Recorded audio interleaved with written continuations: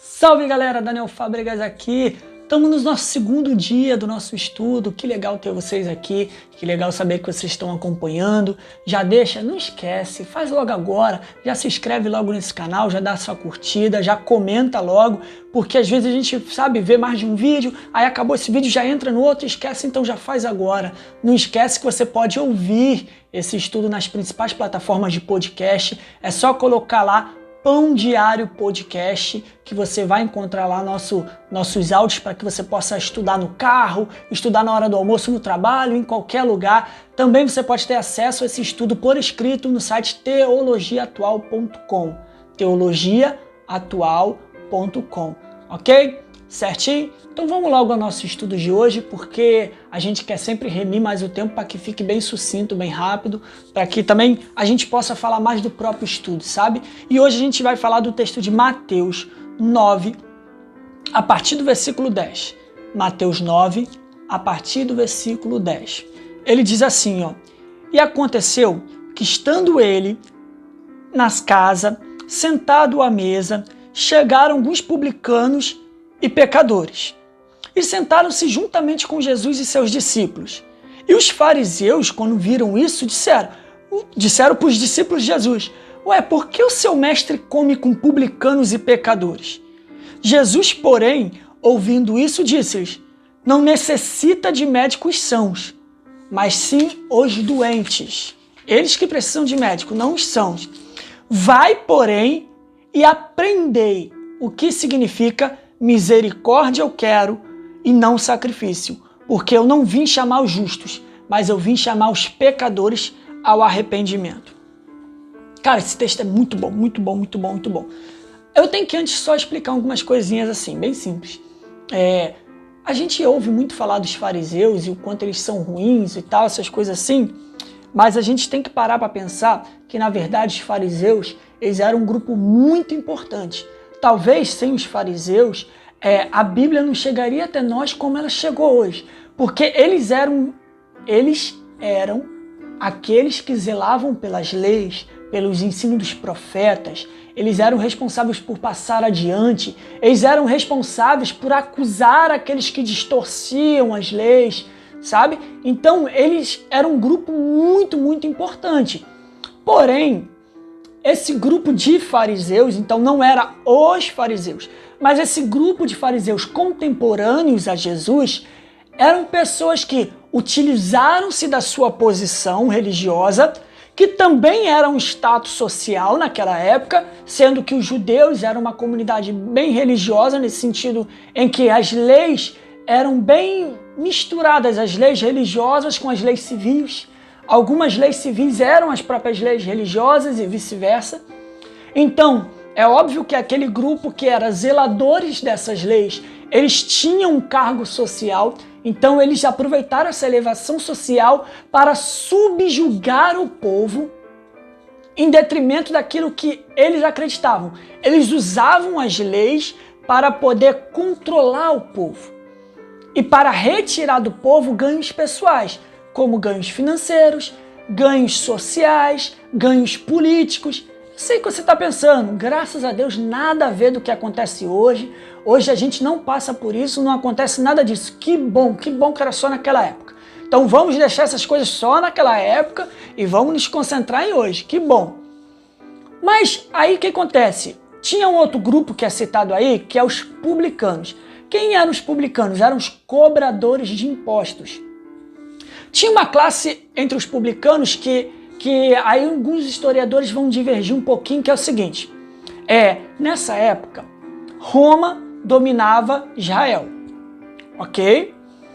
Então o que acontece? Roma entendeu que não era um bom jogo para eles subjugar religiosamente Israel, submeter Israel à religião deles, porque eles percebiam que os judeus estavam dispostos a fazer rebeliões e até mesmo entregar sua vida pelo judaísmo, pelas leis, pelos ensinamentos dos profetas. Então eles perceberam que, tá bom, eu deixo eles controlarem as suas regras religiosas e sociais entre eles, mas eu coloco sempre alguém ali de Roma para poder controlar tudo. Então as coisas religiosas pequenas eles resolvem entre eles. As coisas maiores levam até esse emissário de Roma. Tinha os publicanos, que eram os cobradores de impostos. Esse texto, na verdade, está falando até de Mateus, de como Jesus encontrou ele e tal. E os cobradores de impostos era muito interessante, porque os cobradores de impostos judeus eram considerados extremamente traidores. Porque imagina, você é judeu, você faz parte daquele povo, mas você trabalha para os romanos. E o seu trabalho é extorquir dinheiro de imposto cada vez maior, cada vez mais subjugativo do seu povo. Então você era um grande traidor das leis, dos profetas e do seu povo. Olha só, e aí vem Jesus e senta com os publicanos, com os cobradores de impostos e com aqueles considerados pecadores. Quem eram necessariamente os pecadores? Eram aqueles que infringiam as normas, as regras, tanto descrito nas leis de Moisés e dos profetas, quanto as normas impostas pelos fariseus. Porque aí você tem que entender que realmente existe a lei sagrada, santa, que foi passada de geração em geração, mas também existia uma interpretação dessa lei feita pelos fariseus, que era com o objetivo de subjugar e de adquirir poder religioso e político. Então, você não era pecador apenas por ferir as leis de Moisés. Você também poderia ser considerado pecador se você ferisse o que esses fariseus impunham em relação a essas leis. Aí, dentro desse cenário de intolerância, dentro desse cenário de segregação, você vê que eles chegam para os discípulos de Jesus e falam: por que ele, como judeu, como diz mestre, rabi, defensor da lei, ele está sentado com pecadores e cobradores de impostos? Não, ele tem que ter distância desses caras, porque eles são pecadores da mais alta estirpe. E Jesus, então, é engraçado porque Jesus pega a lei que esses caras defendiam, que esses caras dominavam, que esses caras conheciam, e usa a lei contra eles. Porque o texto que Jesus cita é o texto do profeta Oséias. Oséias, no capítulo 6, ele vai dizer: aprendei, o versículo 6, capítulo 6, versículo 6, ele vai dizer: aprendei o que eu digo, misericórdia eu quero, e não holocaustos, porque eu quero mais de vocês o amor, a obediência, mais de vocês a compaixão do que o sacrifício. E é interessante, porque no próprio livro de Oséias, no capítulo 6 mesmo, mas no versículo 3, ele diz assim, ó: conheçamos e prossigamos em conhecer a Deus. Então a gente vê que o processo de conhecer a Deus não se dá instantaneamente.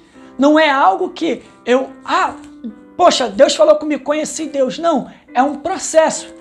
Você conhece um pouco sobre Deus e esse pouco te desperta a aprender e conhecer mais. A cada dia tu aprende um pouco mais. O povo judeu, naquele contexto, eles tinham que aprender aquilo que estava também dentro da sua cultura, dentro da sua evolução quanto povo. A gente tem que entender que Deus respeita as conjecturas políticos, sociais e econômicas de um povo. Deus se manifesta gradativamente justamente por saber que cada povo, em cada tempo histórico, político e social, o entenderia e o perceberia de uma forma. Mas você vê que já no Antigo Testamento Deus está falando de graça. Porque ele fala, conheçamos e prossigamos em conhecer a Deus. Mas que Deus é esse que eu tenho que conhecer? É um Deus que quer misericórdia. É um Deus que não está ligado em sacrifício. É um Deus que está ligado em misericórdia. Os holocaustos que ele vai falar aí, funcionava mais ou menos assim.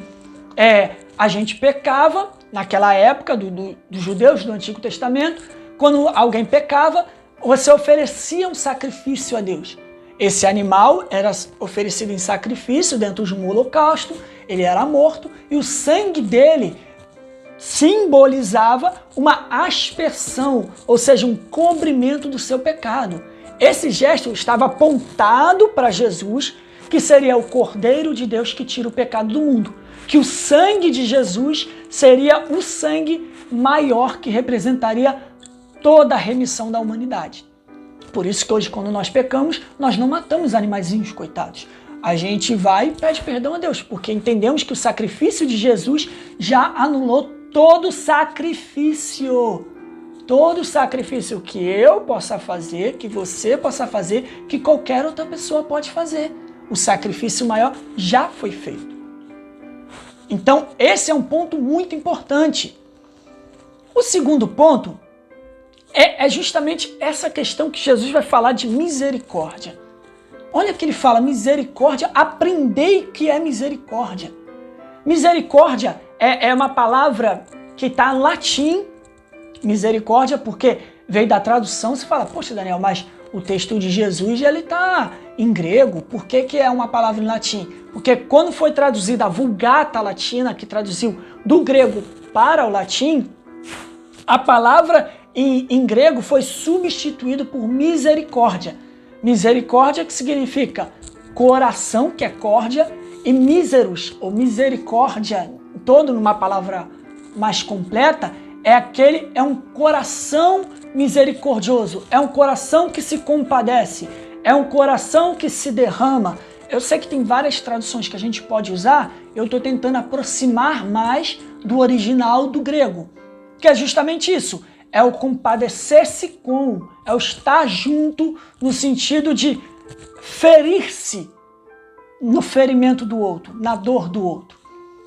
Então, quando a palavra de Deus, quando Jesus fala misericórdia, usando a própria lei, ele está querendo dizer, vocês não entenderam nada do que é a própria lei. A lei não foi feita para segregar e separar pessoas. A lei foi feita para acolher pessoas. O mandamento e o pensamento e o ensino dos profetas é todo apontando para o amor de Deus, a misericórdia de Deus. Aí um texto vai dizer que a misericórdia do Senhor é a causa de não sermos consumidos, porque a sua misericórdia não tem fim. Ela se renova todas as manhãs. E misericórdia, no hebraico, que é para mim o texto mais próximo do que realmente quer dizer, misericórdia no hebraico é útero. Útero de mãe. Então quando Jesus fala, aprendei o que é misericórdia, eles dizem, aprendei a função do útero. Sejam uterinos, porque é no útero que o feto, que não tem a menor condição de se criar sozinho, é acolhido, é nutrido e tem um ambiente para desenvolver-se. Quando eu exercito a misericórdia, eu acolho aquele que pensa diferente, eu acolho aquele que possivelmente possa estar errado, eu acolho aquele que está em pecado, eu acolho aquele que caiu, aquele que está fragilizado, e eu proporciono para ele um ambiente de nutrição, de acolhimento e de desenvolvimento. Com isso, eu entendo que existe um tempo para que aquele acolhido se desenvolva. Eu não posso também escolher que, eu já dei uma chance para esse cara e ele não aprende. Eu já dei 2 chances já para essa pessoa e ela nunca muda. Não é sobre chance, é sobre acolhimento. Presta atenção que Jesus ele não está falando que os publicanos e os pecadores, eu estou colocando em aspas para que a gente entenda o contexto que ele está usando, ele não está dizendo se eles estão certo ou errado. Ele não está dizendo se eles precisam ou não de mudança. Jesus acolhe eles porque sabe que isso só pode acontecer num ambiente de acolhimento. Então nós, como igrejas, eu sei que, o objetivo desses meus vídeos talvez seja alcançar aqueles que foram expulsos da igreja, não tanto talvez aqueles que ainda estão na igreja, é que nós também, como igrejas que ainda estamos na igreja, nós que ainda estamos dentro desse processo, que precisa sim ser mudado, que precisa sim ser um pouco afastado da religiosidade, mas que é importante. A igreja ainda é importante, a igreja ainda tem seu valor, a igreja ainda é um ambiente mais propício para o crescimento que a gente entende. O problema é, nós estamos fazendo da igreja esse ambiente? Quando a pessoa cai, quando a pessoa peca, quando a pessoa está fraca. Será que eu, Daniel, vou ser visto do mesmo jeito se eu expusesse todos os meus erros e meus pecados? Será que alguém seria misericordioso comigo? E eu? Será que eu seria misericordioso com alguém? Eu acho que essa concepção desse tema de hoje, desse estudo de hoje, que é Jesus e a misericórdia, o principal de tudo é a gente precisa desenvolver misericórdia. Aprender que Deus é misericórdia e que nós precisamos exercer a misericórdia com o próximo, acolhendo, nutrindo e provendo um ambiente para crescimento. Talvez até agora, eu use até agora como educador uma palavra para os pais que querem tanto ver seus filhos se desenvolvendo e às vezes o método da massa, né?